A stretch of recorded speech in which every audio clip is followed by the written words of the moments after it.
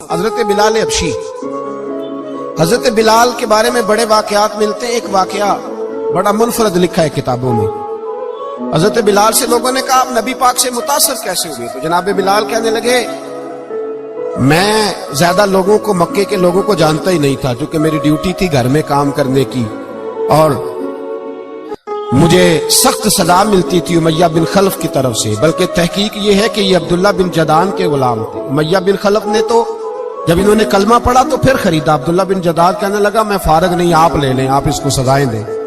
تو کہتے میں ان کے گھر میں ہوتا تھا تو میں تو زیادہ لوگوں کو جانتا ہی نہیں تھا، کبھی مجھے موقع ہی نہیں ملا تھا باہر نکلنے کا۔ ہماری غلاموں کی کوئی زندگی نہیں ہوتی تھی۔ آج تو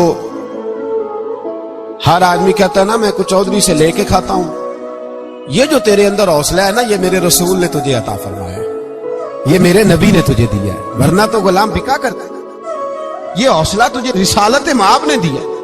حضرت بلال کہتے ہیں میں ایک دن مجھے بخار چڑھ گیا بڑا تیز، میں لوگوں کو جانتا نہیں تھا۔ فرماتے مجھے تیز بخار چڑھ گیا تو ٹھنڈ بڑی سخت تھی۔ میرے مالک نے مجھے کئی کلو جوں دیے پیسنے کو چکی پہ۔ کہتے میں بیمار تھا تو میں نے کچھ دوائی لی جو اس وقت موجود ہوتی تھی، تو میں نے ایک لحاف لیا، دودھ پیا تو مجھے نیند آ گئی۔ جب میں سویا تو میرا مالک آ گیا، اس نے آ کر کے مجھے سوئے ہوئے دیکھا تو کھینچ کر کمبل اتارا، رضائی اتاری، لحاف اتارا۔ کہنے لگا اب تیری سزا یہ ہے کہ تو کھلے میدان میں بیٹھے گا، وہاں چکی پیسے گا، اور دوسری سزا یہ ہے کہ تجھے قمیض پہننے کی بھی اجازت نہیں۔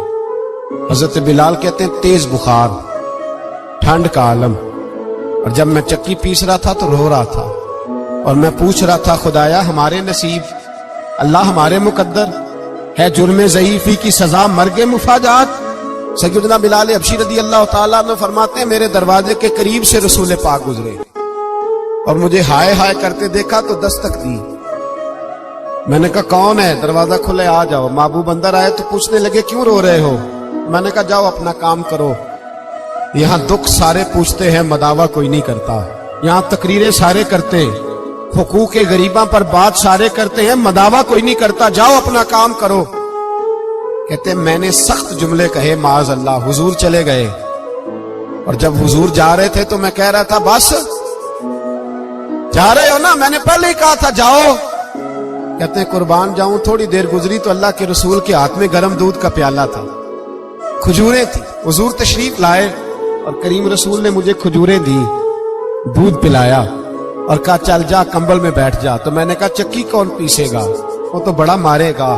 کہتے ہیں لوگو اس نبی کا میلاد اور معراج بھول نہ جانا، اس رسول پاک کی محبتوں میں کمی نہ آنے دینا، اس محبوب کا نعرہ ساری دنیا میں لگا دینا۔ فرماتے ہیں میرے حبیب کے میں قربان جاؤں، مصطفیٰ کریم نے فرمایا تو بیٹھ رضائی میں اور آج تیرے حصے کی چکی میں پیسوں گا۔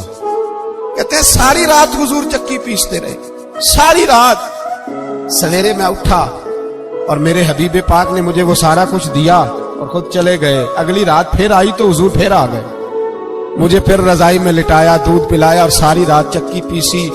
کہتے ہیں بس تیسرے دن حضور چکی پیس کے جانے لگے تو میں نے قدم تھام لیے، میں نے کہا بیبا دنیا ساری جھوٹ بولتی ہے، زمانہ سارا غلط کہتا ہے، جو غلاموں کے حصے کا کام کرے وہ اللہ کا سچا رسول ہوا کرتا ہے۔